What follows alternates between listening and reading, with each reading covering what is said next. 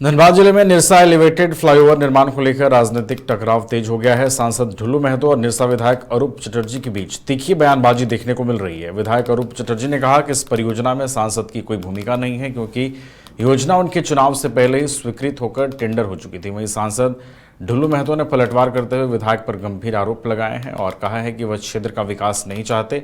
उन्होंने चेतावनी दी कि किसी भी कीमत पर फ्लाईओवर का काम नहीं रुकने दिया जाएगा और रोकने की कोशिश पर FIR दर्ज कराई जाएगी।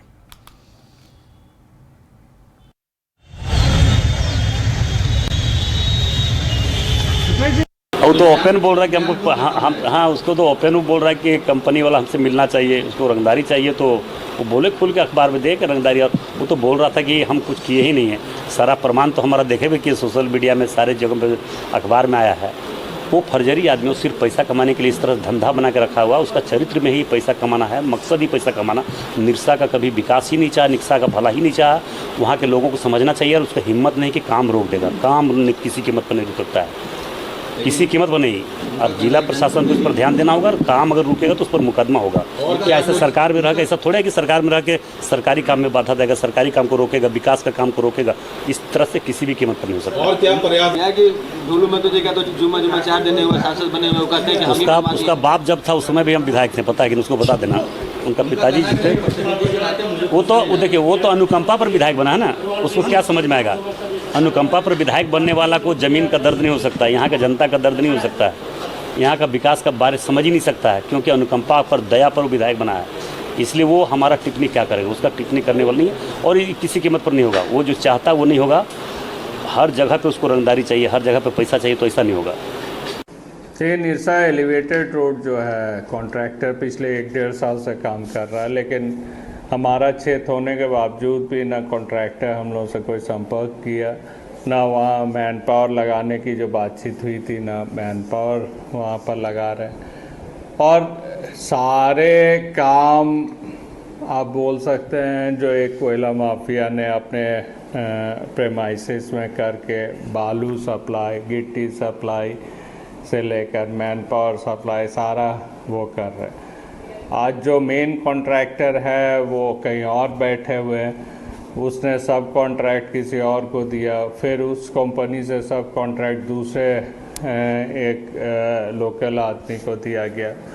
और ये उनका मकसद मुख्य रूप से है जो यहाँ रंगदारी और दबंगता के साथ काम करे।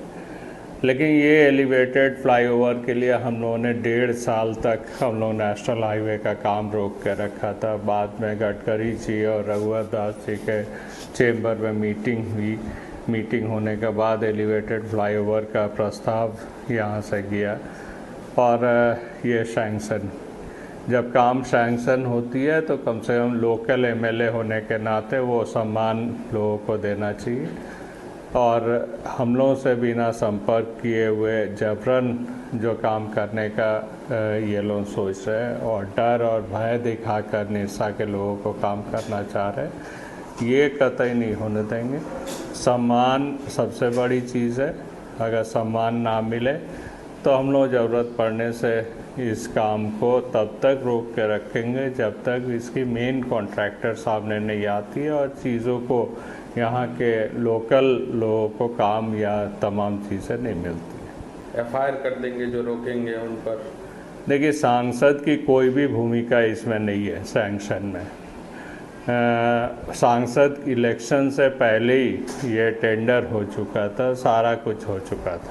सांसद की कोई भी भूमिका निरसा या गोविंदपुर एलिवेटेड फ्लाईओवर पे नहीं है और जब तक कि हम लोगों की मांग नहीं मानी जाती है तब तक यहाँ काम नहीं। घर रहने का मकान भर नहीं, ये खुशियों की तिजोरी है। दरवाजे पर दस्तक देता पड़ोस, खिड़कियों से उमड़ आता आसमां, तारों में उलझी ऐसी ना जाने कितनी दास्तां। कहती हैं चले डायमंड सिटी, एक सफर हम सफर के साथ अपने घर तक। Diamond city, life long bonding, 500 से ज्यादा खुशहाल डायमंड परिवार। जल्दी करें, सिर्फ 200 फ्लैट बाकी। आज ही बुक करें अपना आशियाना।